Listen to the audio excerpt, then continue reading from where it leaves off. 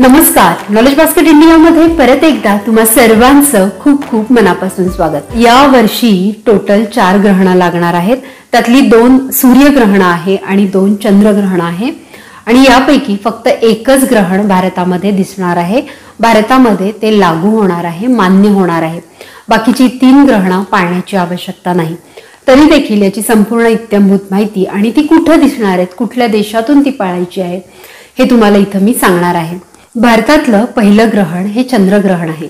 आता चंद्रग्रहण म्हणजे काय? जेव्हा पृथ्वी ही चंद्र आणि सूर्याच्या मध्ये येते त्यावेळेला चंद्रग्रहण लागतं।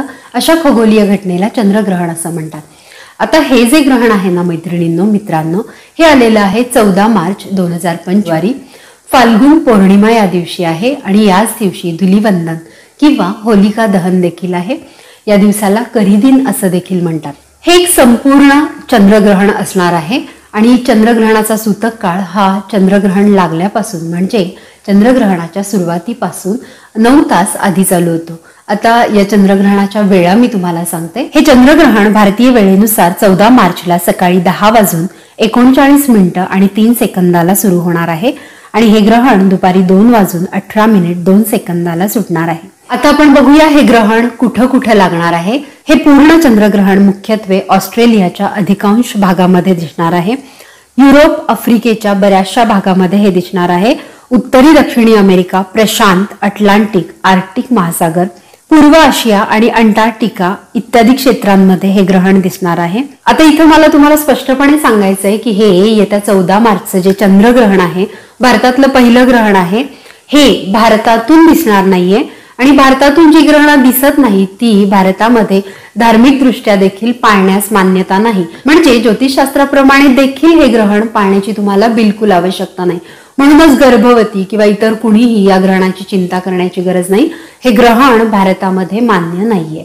मैत्रिणींनो, ग्रहण ही एक खगोलीय घटना आहे। या ग्रहणाच्या वेळा या मी तुमच्या माहितीसाठी दिलेल्या आहेत। या ग्रहणाच्या वेळा बघून आपल्याला घाबरून जायचं कारण नाहीये आणि हे ग्रहण पाळावं की नाही पाळावं ही प्रत्येकाची वैयक्तिक बाब आहे। तरी सुद्धा आपल्या भारतीय संस्कृतीवर ग्रहणाचा फार मोठा पगडा आहे आणि मोठ्यांनी आपल्यावर तसे संस्कार केलेले आहेत। म्हणून फक्त मोठ्यांचं ऐकल्याचं आपल्याला समाधान मिळावं, कुठलीही शंका कुशंका मनात राहू नये यासाठी ग्रहण कालावधीत तुम्ही धार्मिक पठण पाठन, हनुमान चालीसा, गणपती स्तोत्र, अथर्व शीर्ष अशा गोष्टी म्हणू शकता आणि काही गोष्टी शक्य असतील तितक्या पाळू शकता। परंतु अगदी लघवीला काही न खाणं अशा गोष्टी गर्भवतींनी शक्यतो टाळाव्यात, म्हणजे त्यांच्या गर्भातल्या बाळाला काही हानी होणार नाही, डिहायड्रेशनला तुम्हाला सामोरे जावं लागणार नाही। तसेच जी ग्रहणं आपल्याला इथून दिसतात, भारतामधून दिसतात, ती उघड्या डोळ्यांनी बघू नका। त्यासाठी वेगळे चष्मे उपलब्ध असतात, ते प्रोफेशनल चष्मे घालूनच तुम्ही हे ग्रहण बघा। आय होप ही माहिती तुम्हाला खूप आवडली असेल, महत्त्वपूर्ण वाटली असेल आणि ही माहिती युजफुल वाटली असेल तर जास्तीत जास्त मित्रमैत्रिणींबरोबर, नातेवाईकांबरोबर, गर्भवतींबरोबर ही माहिती शेअर करा आणि अशा छान छान व्हिडिओजसाठी नॉलेज बास्केट इंडियाला सबस्क्राईब करा। थँक्यू।